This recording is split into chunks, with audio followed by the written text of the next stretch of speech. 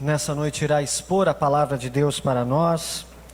Pastor Jonas Madureira, ele é pastor ali na Igreja Batista das Nações Unidas, juntamente com o pastor Luiz Saião, que é bem conhecido aqui da nossa igreja.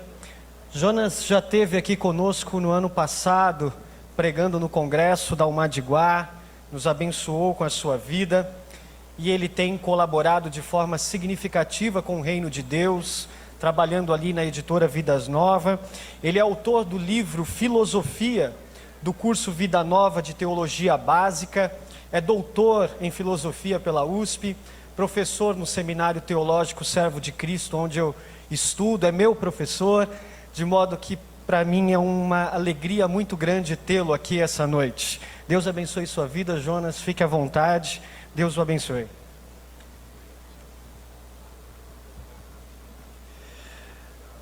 Graça e paz, meus irmãos. Quero dizer que estou muito feliz de retornar aqui a essa casa, agradecer o convite que me foi feito, agradecer ao pastor Clementino pela confiança e, obviamente, parabenizar essa igreja pelos 68 anos, que não, obviamente, foram passados em vão, mas as marcas estão aí por vários lugares e a gente tem sabido de toda a repercussão que essa igreja tem tido ao longo desses anos aqui em Guarulhos. Que Deus continue conservando essa igreja na vontade de Deus, no cumprimento da vontade de Deus, e que ela continue sendo a sua maior vocação, sal da terra e luz do mundo. Amém, meus irmãos? Eu queria que você abrisse a sua Bíblia em Ezequiel capítulo 37.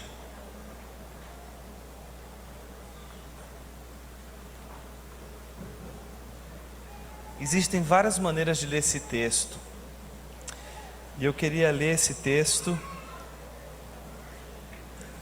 de uma maneira em que a gente pudesse contemplar o grande desafio que é pensar o avivamento na construção de uma igreja que no presente século faça brilhar no mundo a glória de Deus, a glória do Filho de Deus, a glória de Cristo Jesus.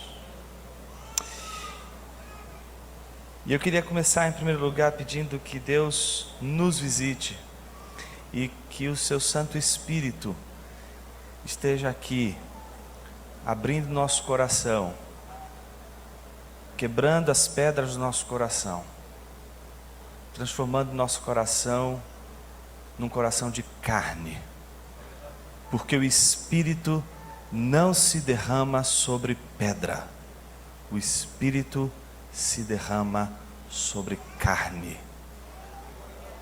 Que Deus transforme nosso coração de pedra num coração de carne, porque só carne pode receber o Espírito. Aquela maravilhosa promessa de que Ele derramaria o seu Espírito sobre toda a carne. Que o seu coração seja de carne nessa noite, para ouvir a única voz que importa hoje aqui. Não é a minha, é a voz de Deus.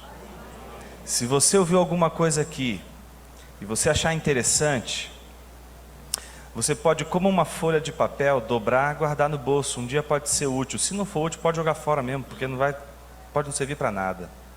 Mas todas as vezes que você ouvir daqui uma palavra que queime o seu coração, essa palavra não foi de um homem, essa palavra foi de Deus. Porque só Deus faz arder o nosso coração quando a gente ouve a sua palavra. Que isso possa acontecer hoje, meus irmãos. Vamos orar. Senhor, desvenda os nossos olhos para contemplarmos as maravilhas da tua lei. Abre nossos ouvidos, Senhor.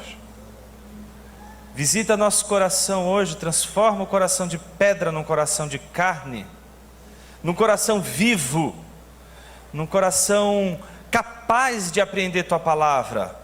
Se o nosso coração não for transformado, não ouviremos a tua palavra com o coração e só com os ouvidos.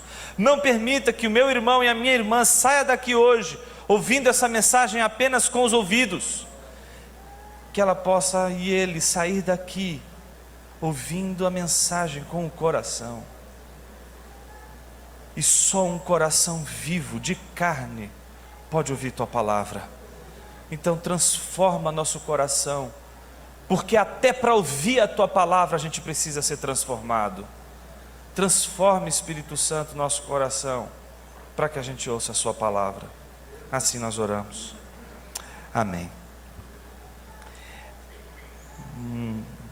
Certo domingo, eu fiz um sermão um pouco esquisito na minha igreja. Eu fiz esse sermão com a minha filha. Na época ela tinha 6 para 7 anos, hoje ela está com 10 anos. E eu, no sábado, fui com ela no parque colher folhas secas e pedras. E a gente pegou o saco e falou: papai, mas para que é isso? Eu vou explicar só depois, filhinha. Primeiro a gente pega a pedra e depois folha seca. E ela é que nem Pedro, né? Senhor, olha só, não vai lavar meus pés não. Eu falei: Pedro, o que eu estou dizendo agora, você não vai entender, deixa eu fazer, depois eu te explico. Essa mania que a gente tem de querer entender as coisas antes de deixar Deus fazer, não é? A gente quer entender, mas ele está dizendo: não é hora de entender, é hora de você fazer. E aí minha filha acabou entendendo e a gente começou a pegar pedras e folhas secas, pedras e folhas secas. Quando eu vi que a gente pegou o número suficiente para distribuir na igreja, eu falei: pronto, filhinha, acabou. E aí eu expliquei para ela tudo o que eu iria fazer no domingo e o que eu iria falar. E é o que eu quero fazer hoje aqui. Naquele domingo eu me posicionei na porta da igreja com ela com um saco de pedra e eu com um saco de folha seca. As pessoas entravam na igreja e a gente dava uma pedra e uma folha seca. Ninguém entendia nada. Eu falei: pastor, o que é isso? Eu falei assim: irmão, deixa o Espírito fazer a obra, por que você tem que entender? Recebe, irmão. Tá bom, pastor. Aí pega a pedra e a folha. Aí todo mundo foi entrando para o salão com a pedra e a folha seca. E naquele dia, foi um dia em que a gente resolveu na igreja trabalhar o tema avivamento. E a melhor maneira de a gente entender o avivamento é a gente entender a quem se refere o avivamento. Não dá para a gente falar de avivamento sem antes se perguntar para quem serve o avivamento. Essa é a pergunta mais importante. E por isso eu escolhi uma pedra e uma folha seca para entregar para as pessoas. E eu lhe faço a pergunta que fiz naquele dia à minha igreja: qual é a semelhança entre uma pedra e uma folha seca? As duas são obra do Criador. Nem você, nem eu temos a capacidade de criar pedras e folhas. As folhas e as pedras são obras de Deus. Deus fez a pedra, Deus fez a folha. Elas são semelhantes porque as duas são obras do Criador. Mas existe também uma outra semelhança, uma semelhança inerente às próprias coisas, pedra e folha, no caso folha seca. Não há vida em nenhuma das duas. Não há vida na pedra, não há vida na folha seca. Mas então qual seria a grande diferença entre a pedra e a folha seca? A grande diferença, meu irmão, é que pedras não foram feitas para viver. Deus não criou as pedras com condição para que elas pudessem viver. Pedras não foram feitas para viver. Pedras não vivem. Pedras são obra de Deus, mas não são uma obra viva. Não foram feitas para viver. Mas a folha seca é diferente de uma pedra.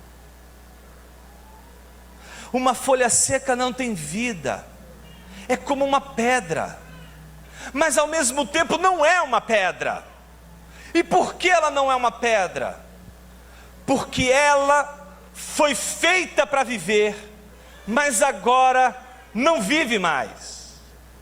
Ela um dia viveu, mas agora ela não vive mais. Uma pedra nunca pode tratar de um passado em que ela um dia foi viva, porque pedras não foram feitas para viver.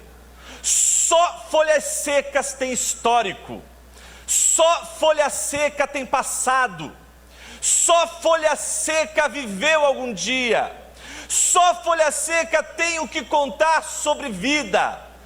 Pedras não sabem nada sobre vida, não foram feitas para viver e jamais viverão. Mas a folha seca, ela tem memória.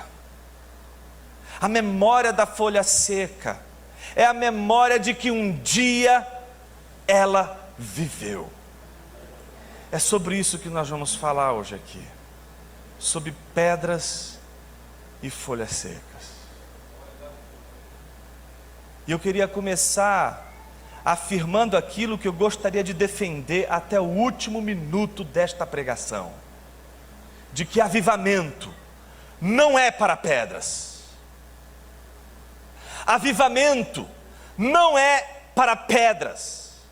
Avivamento é para folha seca. Avivamento não é para ímpio. Avivamento é uma bênção da igreja e não dos ímpios. Ímpios não podem ser avivados, não podem provar do avivamento porque nunca viveram. São pedras, e pedra não pode ser avivada porque nunca viveu. Não há vida na pedra, a pedra não foi feita para viver. O que eu estou querendo dizer com isso? Que avivamento diz respeito a nós aqui, viu? Não tem nada a ver com ímpio, não tem nada a ver com quem não é cristão. Nosso assunto aqui não é com não cristãos. Nossa conversa hoje é com a igreja. Nossa conversa hoje é com os cristãos. Nossa conversa hoje é com o povo de Deus. Nossa conversa hoje é com aqueles que são filhos de Deus, aqueles que tiveram as suas vidas lavadas pelo sangue do Cordeiro preso ao lenho. É sobre estes, e somente sobre estes, que o avivamento faz sentido. Avivamento só faz sentido para você que é a igreja. Avivamento não faz sentido se você for pedra. O Espírito não se derrama sobre pedra. O Espírito não se derrama sobre aquilo que é de pedra. O Espírito só se derrama sobre aquilo que pode viver. Aquilo que não pode viver, não foi feito para viver, não tem potência para viver, não pode receber o Espírito, não pode receber vida. Por isso, avivamento tem a ver tão somente com a igreja e mais nada. Nenhum ser humano, a não ser a igreja, só o ser humano que é a igreja pode viver a experiência do avivamento. Porque só a igreja pode viver a experiência da morte. O ímpio não sabe o que é morrer de verdade. É só você que é a igreja que sabe o que é morrer de verdade. Sabe o que é viver, sabe o que é ter vigor, sabe o que é ter experiência de vida com Deus profunda, e ao mesmo tempo perder essa experiência profunda, perder essa vida, perder essa experiência maravilhosa. Só você pode ter essa experiência. Portanto, eu quero me dirigir nessa noite não a pedras, eu quero me dirigir nessa noite a folhas.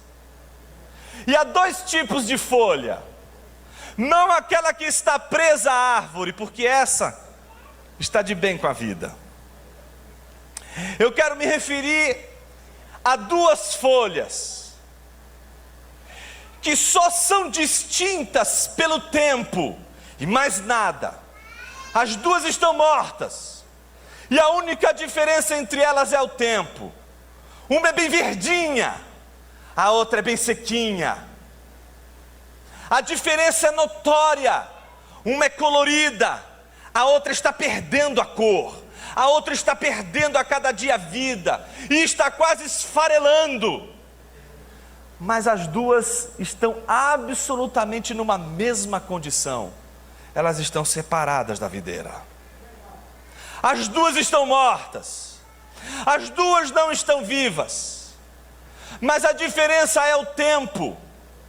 Uma ainda está verdinha, e por isso não se percebe morta. Quero me dirigir a você que ainda guarda em si todas as características de alguém que está ligado à videira, mas já não está mais, e que ainda manifesta o vigor que decorre daqueles poucos instantes anteriores que você estava preso à videira.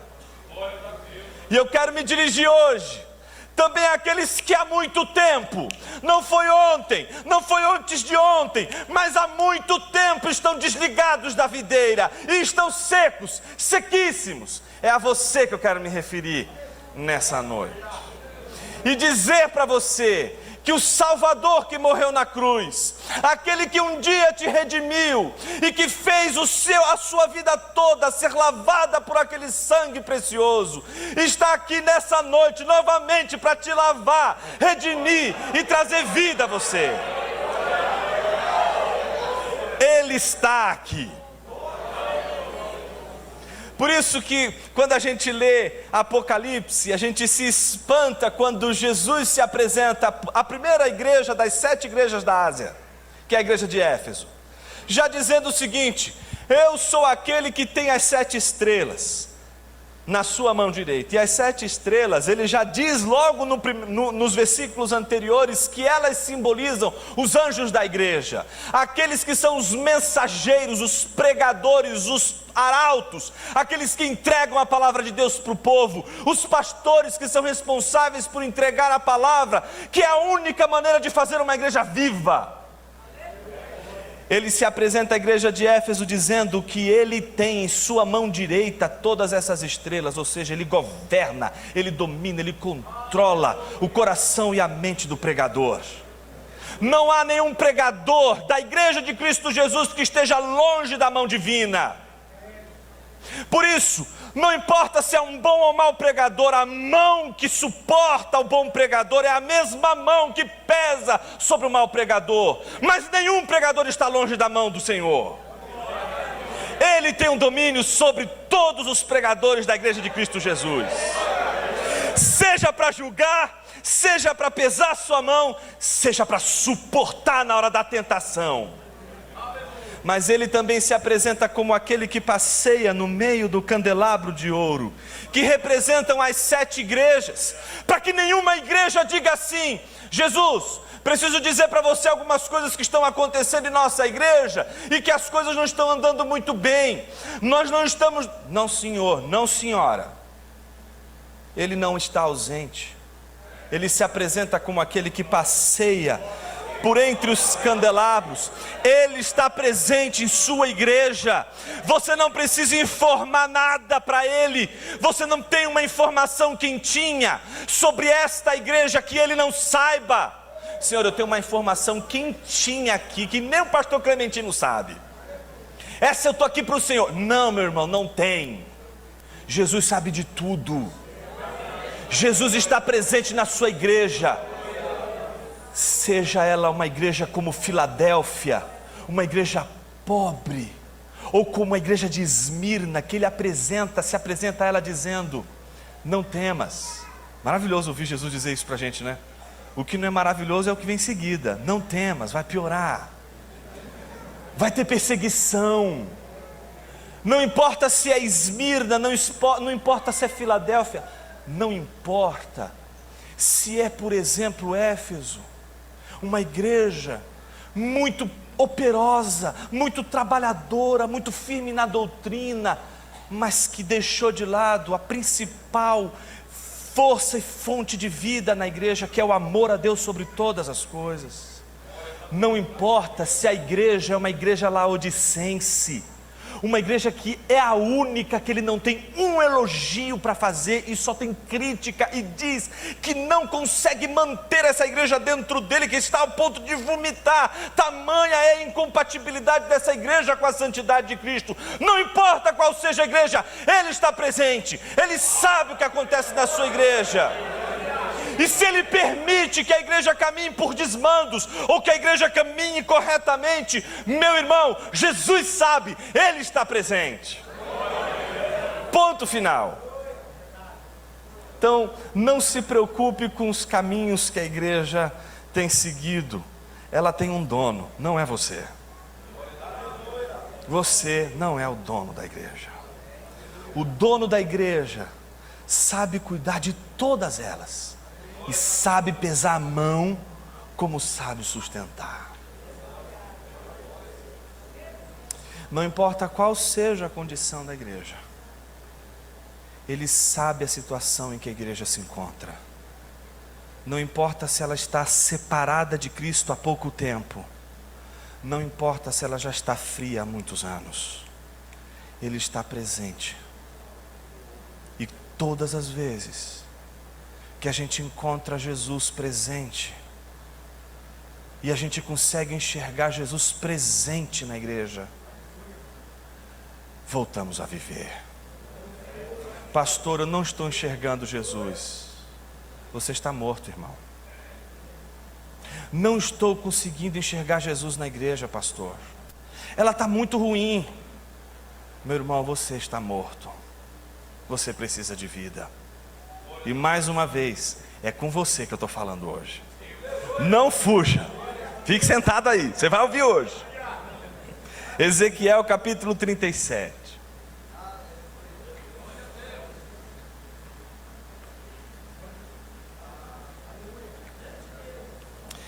A mão do Senhor estava sobre mim, e por seu espírito ele me levou a um vale cheio de ossos. Qual é a primeira conclusão que você chega?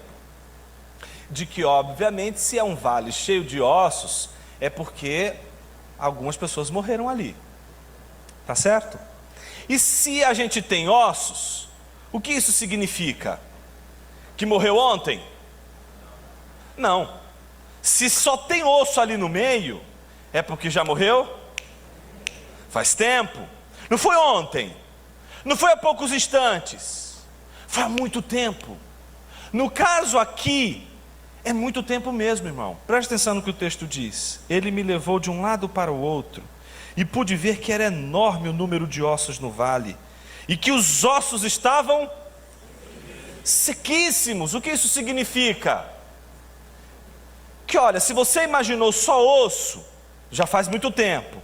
Mas se eles estão sequíssimos ao ponto de você pegar e eles esfarelarem, é porque, meu irmão, passou muito tempo mesmo. Ou seja, o povo que morreu ali, não morreu ontem, morreu há muitos e muitos e muitos anos atrás. É uma morte de longa data, é uma morte de longo tempo, não se morreu ontem. Entretanto, veja o que o texto diz. Ele está passeando lá no meio desses ossos secos, e aí Deus pergunta o que para ele? Filho do homem, estes ossos poderão tornar a viver?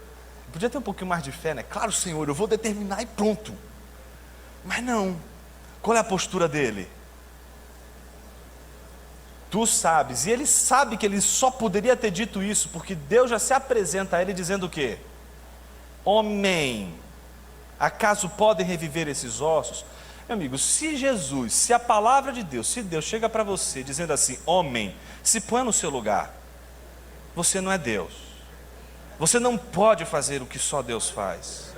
Avivamento não é uma obra sua, meu irmão, não é você que faz avivamento, não é você que opera avivamento, não é você que faz avivamento, não está na tua mão, não é uma coisinha que Deus te deu e colocou aqui na sua mão, e aí você vai e dá avivamento para a pessoa. Avivamento tem um dono, esse dono é o dono da igreja, só ele tem esse poder você não tem.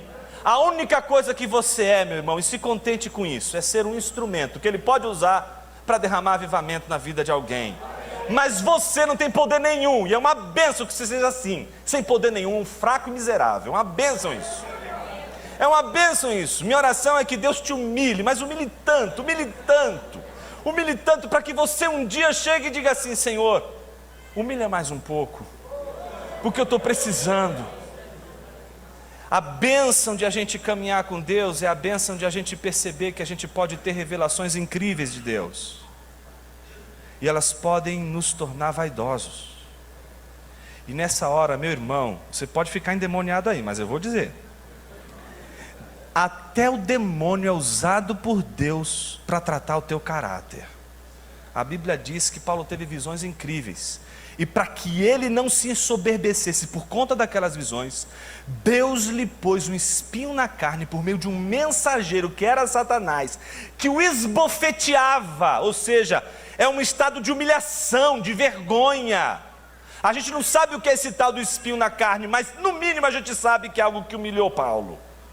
O tapa na cara representa humilhação, representa vexame, algo que o envergonhava, algo que o colocava numa situação de fragilidade. E ele chega a pedir para que Deus tire o espinho na carne por 3 vezes. E o que Deus diz para ele?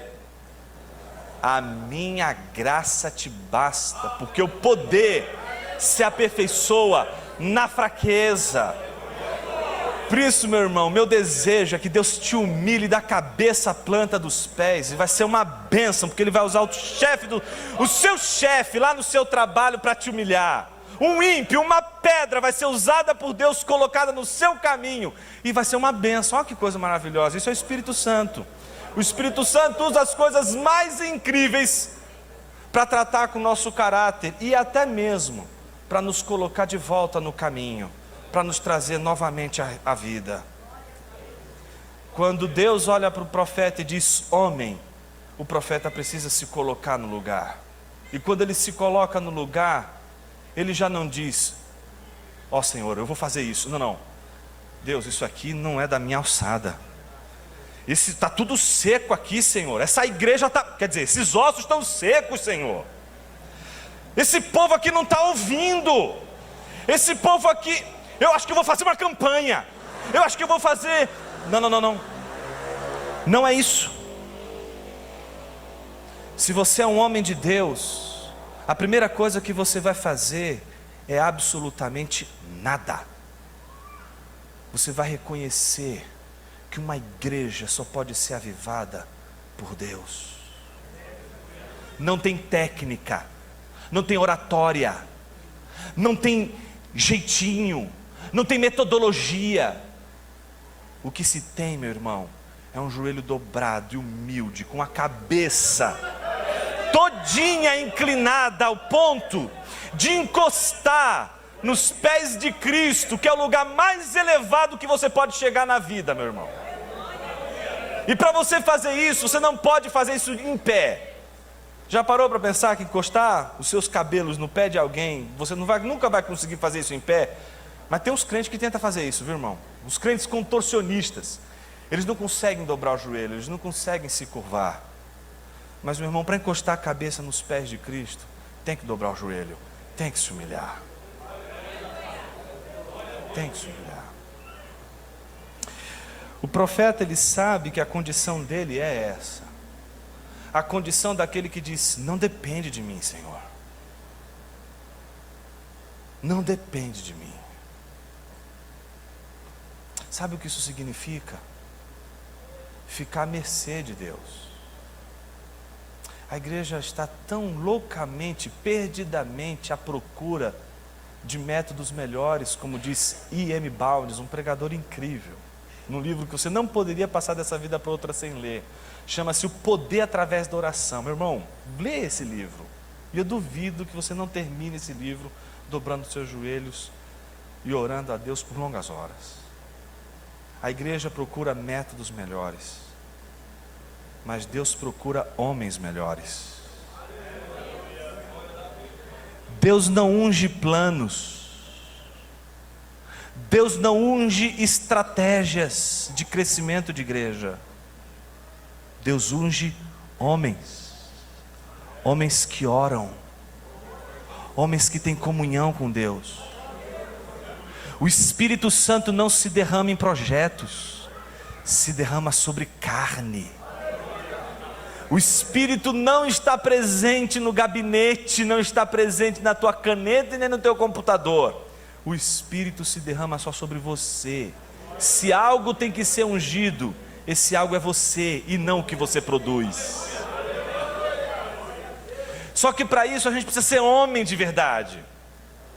E ser homem de verdade, em primeiro lugar, é resistir à tentação de querer ser Deus, de querer se colocar no lugar de Deus e fazer aquilo que só Deus pode fazer. O profeta sabe que ele é homem e, portanto, ele se aproxima de Deus na hora em que Deus o inquire, dizendo exatamente isso: Senhor, olha, isso não é da minha alçada, eu não entendo de vida, eu não entendo de trazer a vida às pessoas, eu só entendo de pregação, eu não entendo, esse negócio de fazer as pessoas reviverem, isso eu não entendo, Senhor, isso não é da minha alçada.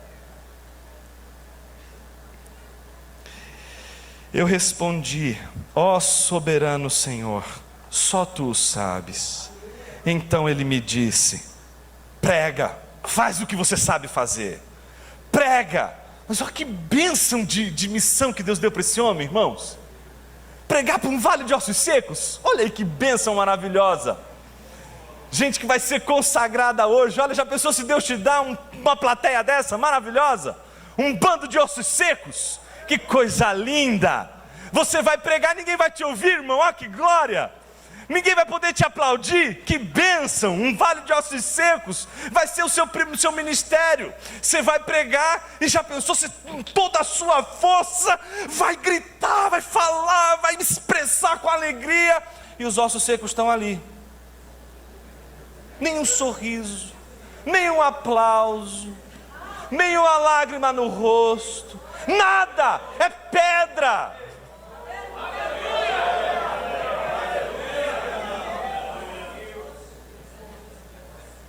Você lembra lá de Isaías? Deus faz isso muito, meus irmãos. Essa é uma maneira de Deus trabalhar com os ministros, viu?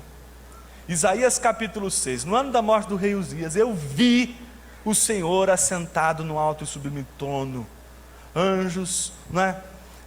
Cruzavam de um lado para o outro, dizendo: Santo, Santo, Santo é o Senhor, toda a terra está cheia da sua glória. As bases do templo se moviam à voz do que clamava, a casa se encheu de fumaça, e eu vi o Senhor. Então eu disse: ai meu Deus, eu vi o Senhor, eu vi Deus, mas os meus olhos são impuros, eu habito no meio de um povo de impuros lábios. Meus olhos viram rei. E é tão interessante que o profeta está falando tanto que ele não consegue ouvir Deus. Deus resolve isso de uma maneira tão fácil, irmão. Queima a língua do homem, é fácil. Quer ver uma maneira de ouvir a voz de Deus? É assim, Deus queima a tua língua. Você tem que aprender a ficar quieto para ouvir a voz de Deus. E aí Deus faz isso, pega lá um anjo, pega lá Atenaz, queima a língua do profeta, que fica quieto na horinha, não fala mais nada. Então ouvi a voz do Senhor que dizia: a quem enviarei? Quem há de ir por nós? E aí ele diz: não é lindo isso, irmão? Todo mundo termina o sermão aí, né? Aí fica uma glória, o sermão fica apoteótico, fica lindo. A gente dá glória a Deus, a gente fica feliz. Que coisa linda, Senhor, eis-me aqui. Meu irmão, vai ler o texto até o final, pelo amor de Jesus Cristo. Na hora em que ele diz: eis-me aqui, sabe o que Deus diz? Então eu tenho uma missão para você. E a sua missão é essa: você vai pregar e eles não vão te ouvir. Você vai falar e eles não vão te entender. Você vai pregar e eles terão um coração duro para ouvir o que você tem a dizer. Ó, que bênção, irmão. Deus te dá um púlpito maravilhoso assim, com pessoas assim, um vale de ossos secos. Você vai pregar, não vai ouvir, vai pregar, não vai te entender, vai pregar, não vai ter sensibilidade para ouvir a palavra de Deus. Pastor, eu sou assim. Eu já fui uma pessoa muito firme, ouvi a palavra e era uma coisa tão maravilhosa. Pastor, eu estou há anos indo à igreja e eu estou tentando ouvir aquela voz novamente que ardia meu coração. Eu não consigo mais ouvir essa voz. Eu sou uma folha seca, eu sou um osso seco. Cada domingo que eu venho à igreja eu quero ouvir essa palavra novamente. Eu quero ser arrebatado pelo poder dessa palavra novamente. Mas eu estou frio, pastor. Você viu que coisa linda que Deus faz? Deus faz uma coisa maravilhosa, chama esses profetas para pregarem. E você já parou para pensar que nenhum dos dois, nem Ezequiel, nem Isaías, fazem o seguinte: Senhor, para que eu vou pregar se não vão ouvir? Sabe aquela história de que, cara, por que você tem que entender para fazer o que Deus está mandando? Faz o que Ele está mandando, depois você vai entender.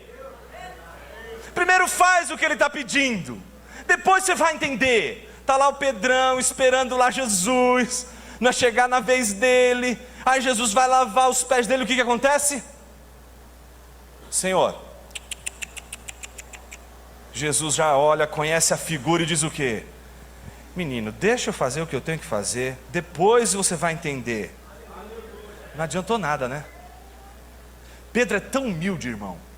Pedro é tão humilde que na hora ele diz assim: Senhor, aqui é o seguinte, eu sou servo, o Senhor é o Senhor. Quem manda aqui sou eu, quem vai lavar os pés agora do Senhor sou eu. Ó que humildade maravilhosa, irmãos.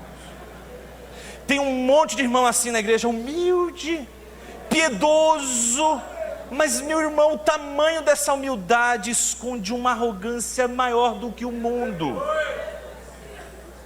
É o irmão humilde que está lhe dizendo: não, Senhor, eu é que tenho que lavar os seus pés. Meu irmão, você não tem que lavar os pés com os mãos, você tem que obedecer.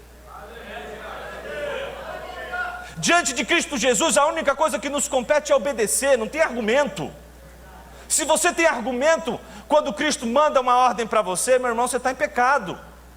A coisa funciona assim: o cara está lá na coletoria de impostos, Jesus passa, olha para ele e diz: segue-me. É que nem transe, irmão. Ele está lá sentado, quando ele ouve Jesus dizer segue-me, ele só faz isso. Já não tem nada, não tem fala, não tem discurso, não tem curso, não tem 7 passos, 30 passos, 60 passos. A única coisa que tem é obediência e acabou. É isso que tem que acontecer. Levanta e vai, ponto. É isso que Deus quer de mim e de você. Mas a gente vai dizer: não, Senhor, não vai lavar os meus pés. Eles tinham ido tomar banho, porque foi isso que Jesus combinou com eles. Vocês vão para casa, está tudo pronto, tomam banho, depois a gente vem e participa dessa ceia juntos. Todo mundo está lá. E a mesa na Palestina do primeiro século, ela é diferente das nossas mesas. As nossas mesas escondem nossos pés, mas a mesa da Palestina é quase rente ao chão, ao ponto de as pessoas sentarem e elas ficarem com os pés para fora e não para dentro. Então os pés são muito mais fáceis de você acessar. Quando aquela mulher vai derrubar todo o perfume nos pés de Jesus, ela não entra embaixo da mesa, entendeu, irmãos? Os pés de Jesus estão fáceis para ela. É assim na vida. Os pés de Jesus estão ofertados a você de uma maneira muito graciosa. Você não precisa fazer nenhum esforço. Os pés dele estão ali, abertinhos, prontinhos para você. E um dia Jesus estava ali, recebido por um fariseu que não lavou seus pés. E ele senta-se à mesa com todo mundo com os pés lavados, menos ele. E aí uma mulher, que era uma meretriz, sabendo que ele estava na casa do fariseu, foi correndo para sua casa e pegou um frasco de perfume. E ela só tinha um objetivo: derrubar todo aquele perfume nos pés de Jesus. E você pergunta, por quê? Porque uma prostituta colhia todo santo dia naquele frasco de perfume um perfuminho que ela carregava no seu colar, num potinho. E ela pegava e colhia todo dia aquele perfume, colocava no colar para que durante o dia ela pudesse se perfumar e se tornar atraente aos homens. Aquela mulher voltou para casa para pegar todo o perfume e derrubar os pés de Jesus, dizendo: é de uma vez por todas, acabou, minha vida não vai mais ser essa. Eu não vou mais voltar aqui para esse frasco de perfume. Hoje eu vou derrubar esse perfume todo na única coisa que vai ser atraente para o resto de minha vida: os pés de Jesus. Não há lugar mais desejoso para uma igreja avivada do que aos pés de Jesus. E ela está tão tão comovida que ela não consegue fazer o que ela veio para fazer, que era só derrubar o perfume nos pés de Jesus. E ela começa a chorar. E ela chora tanto, meus irmãos, não foi um chorinho, foi um chorão. Foi tão grande que quando ela abriu os olhos, os pés de Jesus estavam todos lavados, todo lavado. E aí ela comete uma das cenas mais escandalizantes. Ela solta os cabelos, coisa que só uma prostituta ou a mulher faria para o seu marido na noite de núpcias. Ela solta os seus cabelos, dobra os seus joelhos e começa a enxugar os pés de Jesus nos seus cabelos. Beija os pés de Jesus.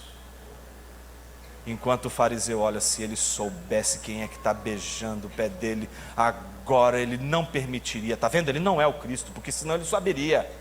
Jesus, conhecendo o pensamento do fariseu, diz assim: quem que você acha que ama mais? Você ou ela? Cheguei aqui, você não me deu um beijo no rosto, não lavou os meus pés.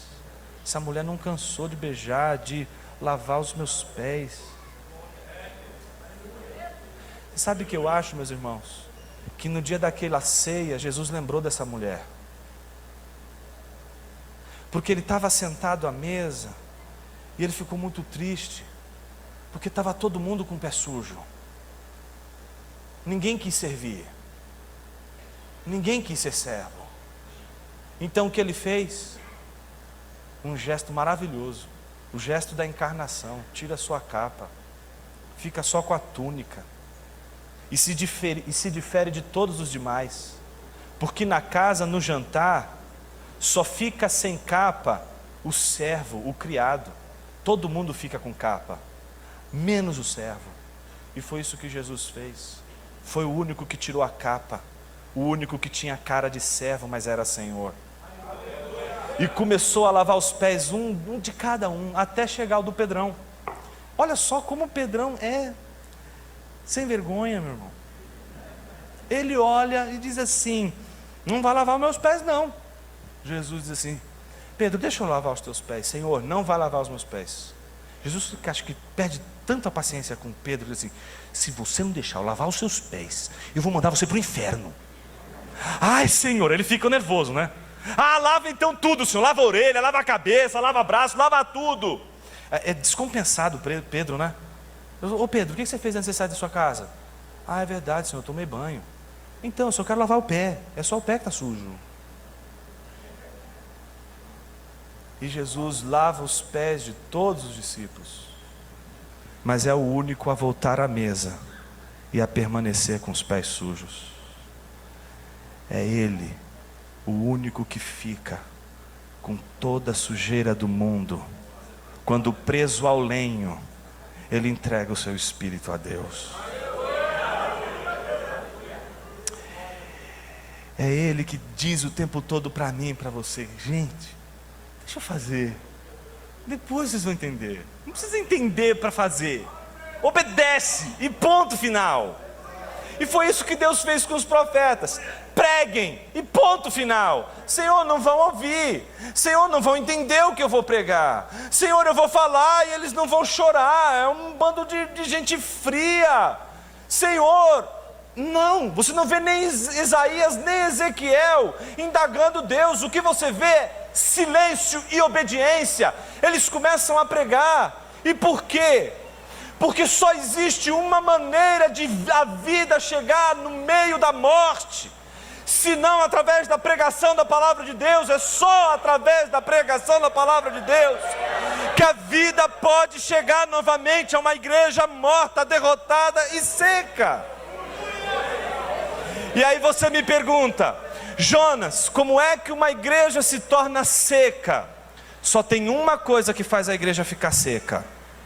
Como assim, Jonas? Não tem duas, não tem três, não, só tem uma.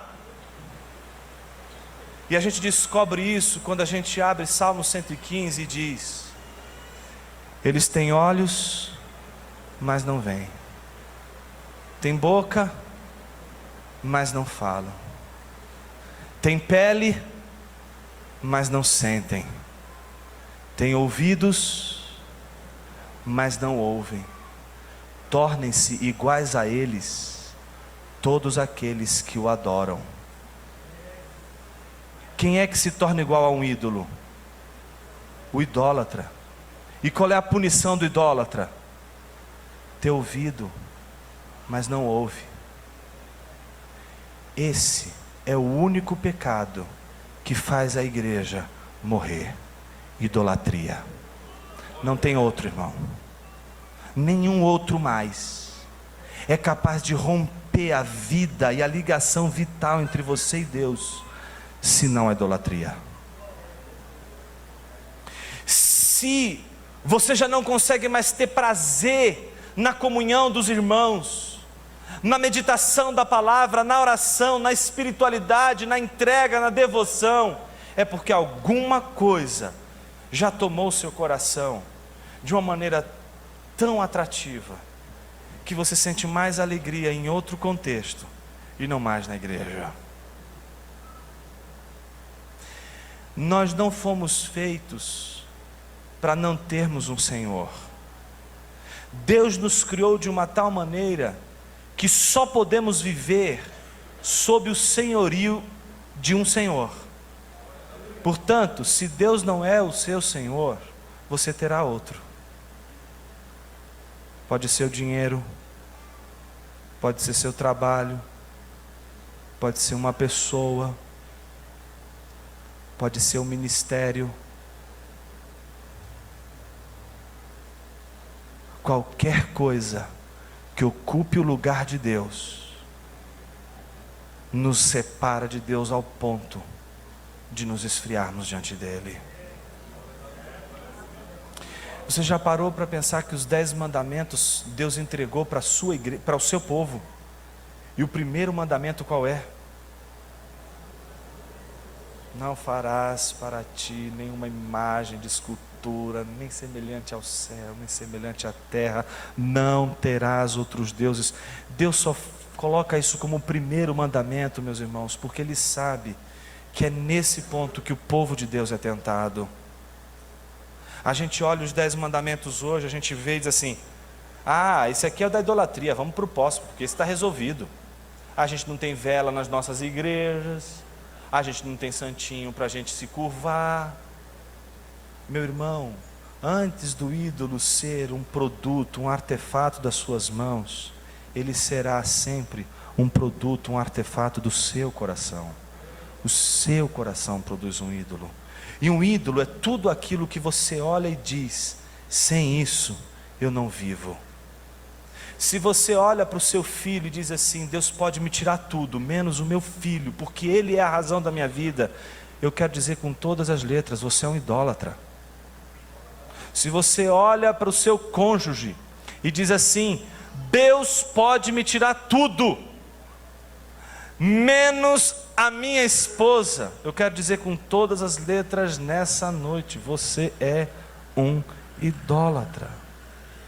Se você olha, por exemplo, para o seu trabalho e diz assim: Deus, o Senhor pode me tirar de tudo, menos do meu trabalho, é aquilo que me dá razão para viver, você é um idólatra.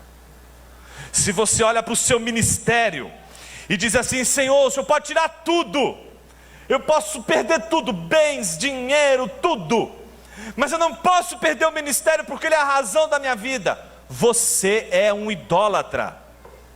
Deus, o Senhor pode tirar todo mundo dessa igreja, menos fulano, porque quando fulano está é uma bênção, fulano não está é uma desgraça, a vida não tem sentido. Você é um idólatra. E eu não tenho pena de você, eu tenho pena do seu filho, que não sabe o que é ser amado como filho, porque é isso que a idolatria faz. A idolatria desequilibra todas as coisas à nossa volta e faz com que coisas maravilhosas que Deus nos dá deixem de ser vistas tais como Deus nos dá, e elas agora não são mais aquilo que a gente vê, mas um ídolo. Então a gente já não vê mais um filho, a gente enxerga um ídolo. E a gente, quando olha para o filho que é idolatrado, a gente quer que esse filho nos faça feliz. E a tristeza é que esse menino nunca vai poder fazer você feliz, porque ele não é Deus, ele é homem.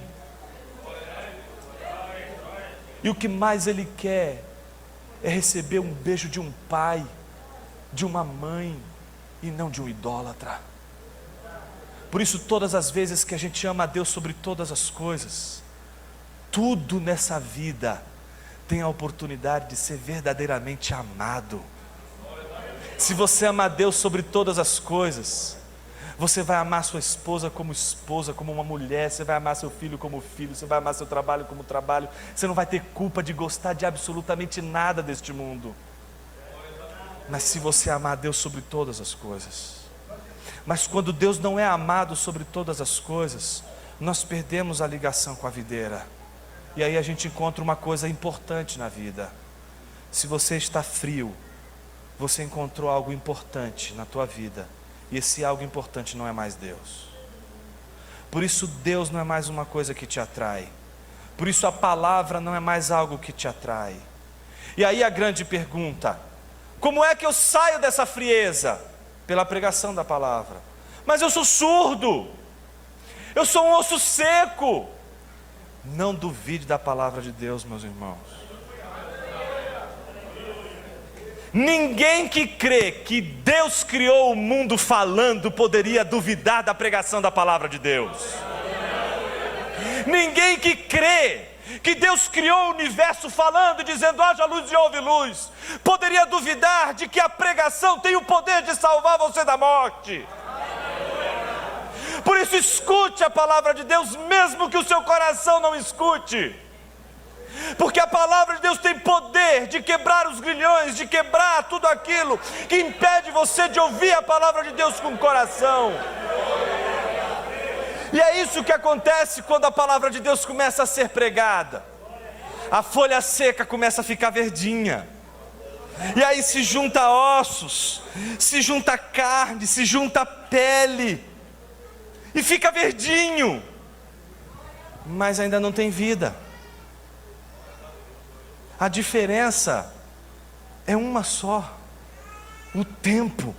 Uma está verdinha, a outra está sequinha, mas nenhuma das duas são vivas, porque nenhuma das duas tem o sopro do Espírito da vida. Mas quando a folha está ali verdinha, mas não tem ainda a vida, Deus ordena ao profeta para que ele profetize. Continua pregando, meu irmão. Se o teu filho é a folha seca na tua casa, continue pregando para ele, nem que você tenha que pregar para ele durante uma vida inteira. É esse o preço da tua fidelidade a Deus, a salvação de uma pessoa que pode custar toda a tua vida. Toda a tua vida. Toda a tua vida. Não é um dia, não são 2 anos, uma vida inteira vale pela pregação que salva alguém da sequidão. Não pregue uma, não pregue 2, pregue sempre, porque enquanto você for fiel, a palavra de Deus vai ser pregada, e todas as vezes que a palavra de Deus é pregada, há esperança de avivamento. Por isso, meus irmãos, avivamento vem quando o púlpito da igreja é moralizado, quando o púlpito da igreja, ele transborda de Bíblia, transborda de palavra, transborda das Escrituras, transborda de Jesus, transborda da palavra de Deus. A igreja precisa de pastores e pregadores que são holofotes de Deus. Que bênção, não, irmão? O ministério do holofote. Essa é a ideia do J.I. Packer, e eu quero terminar com ela. Meu desejo é que você seja um holofote. É a única maneira de você não estar no palco, é você sendo um holofote. Holofotes não trazem luz para si mesmo. O holofote, ele sempre traz a luz para aquilo que precisa ser visto. O holofote não é visto. O que é visto é o que o holofote está iluminando. Meu irmão, Deus quer te usar para que você seja um holofote. Se as pessoas não te verem, se as pessoas não te notarem, não perceberem você, Não se preocupe não. Se preocupe se elas estão vendo Jesus. Se Jesus está sendo visto, se Jesus está sendo anunciado, se Jesus está sendo pregado, se a palavra está sendo anunciada, o mais importante está aparecendo. Não é você, é a palavra. Você tem que sucumbir atrás da palavra. O homem jaz atrás de todo sermão, some, desaparece, para que a glória de Deus apareça, para que a palavra de Deus apareça, para que o Espírito Santo apareça. Eles precisam ser vistos, eles precisam ser notados. Uma igreja avivada segue o ethos, a prática do Espírito Santo. E Jesus disse que quando ele viria, ele não falaria de si. Uma igreja maravilhosa e espiritual, ela é como o Espírito Santo, não fala de si. Ela tem um tema mais importante: Jesus e sua palavra. O púlpito não é um lugar para você falar de si mesmo. É o lugar de emanação da palavra de Deus. Porque quando a palavra de Deus é pregada, corações são transformados. A Bíblia diz que então se pôs em pé um exército numeroso, e Deus disse assim: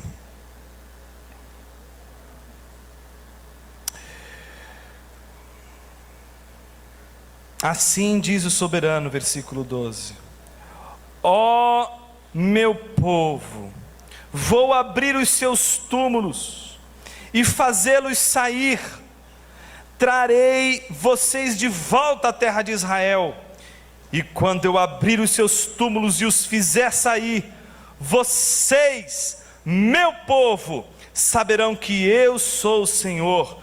Porei o meu espírito em vocês, e vocês viverão, e eu os estabelecerei em sua própria terra. Então vocês saberão que eu, Senhor, falei. Ele fala, meu irmão. E a gente precisa aprender a ouvir. Escolha o ministério de Maria, aquele que encontra aos pés de Jesus o melhor lugar que um crente pode viver, aos pés de Jesus, ouvindo a sua voz. Não é correndo de um lado para o outro para preparar um banquete para Jesus. É Ele que te leva à sala do banquete, não você, meu irmão. Quem tem que banquetear é Ele, não você. Não é você que tem que dar e oferecer alguma coisa para Jesus. É Ele que tem algo para te oferecer. E nada do que você possa oferecer a Ele vai servir mais do que aquilo que Ele te dá e serve a você. Minha oração é que você que se sente uma folha seca, que você que se sente uma folha desconectada da videira, possa ouvir mais uma vez a palavra e possa ser transformado por essa palavra. E eu queria, com todo temor, orar nessa hora por você, para que o Espírito Santo visite o seu coração e você volte às primeiras obras, aquelas que vinham acompanhadas de amor, devoção e piedade. Senhor Jesus, visita-nos mais uma vez, Pai, e traz vida, traz, ó Pai, aquele poder que renova a nossa mente, que faz a gente ter piedade, amor, paixão pela Tua obra, paixão pela pregação do Evangelho. Tem tanto jovem hoje aqui, Senhor, tem tanta gente hoje aqui que está apostando todas as suas fichas no sucesso que pode ter no emprego, mas são como Jonas, no meio de um navio tempestuoso, fugindo do Senhor. Em Tarsis você não vai chegar, meu irmão. Você só compra o bilhete para Tarsis, mas em Tarsis você não chega. Chegou a hora de você parar de fugir de Deus. Volta para Ele hoje. Volta para o Senhor hoje. Que o seu coração seja transformado pela palavra. Espírito Santo de Deus, traz vida. Porque todas as vezes que o Senhor traz vida, Pai, o nosso cenário muda, a nossa vida muda. Traz mudança, traz transformação. E que o meu irmão, a minha irmã saia hoje daqui com a certeza de que o avivamento é uma obra do Senhor, endereçada apenas para a igreja, em especial para aqueles que secaram, para aqueles que são povo de Deus, mas estão secos, são povo de Deus, mas estão frios, são povo de Deus, mas estão surdos para a palavra. Que meu irmão e minha irmã saia hoje daqui confrontado pela tua palavra e tão somente por ela. Assim nós oramos, Pai, em teu nome, Jesus. Amém.